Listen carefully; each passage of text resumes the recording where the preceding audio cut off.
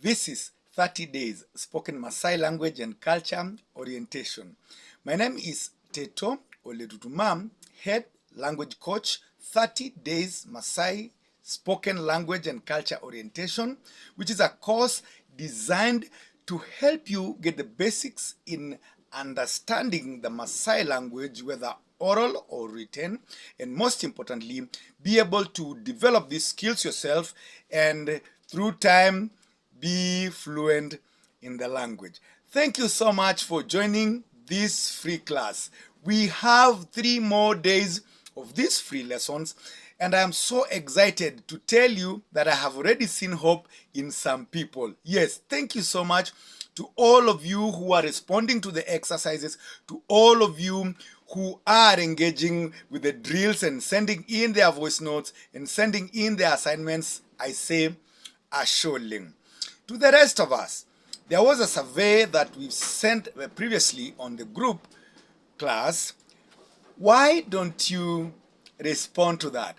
Please respond to this survey, seeing as this will help me to be able to get these courses to you in the best way. Because once you answer this survey for me, I'll understand the best way to give you these lessons, the best timing probably, and what emphasis or what areas we may need to put emphasis on. The second and most important point for me to share today's lessons is this. As a recap, from day one, remember, we started collecting vocabulary, nouns, verbs, pronouns, adjectives, and as we continued on day 4, day 5, we started constructing sentences. So for today's lesson, I want to emphasize to you the importance of collecting these nouns. So how many nouns do you know so far? When you read a noun, can you identify, first of all, that this is a noun? There is a way that you're able to do this, based on the masculine, feminine gender form. You can know whether a noun is masculine or, whether a word is a noun or not by the prefix that it starts with.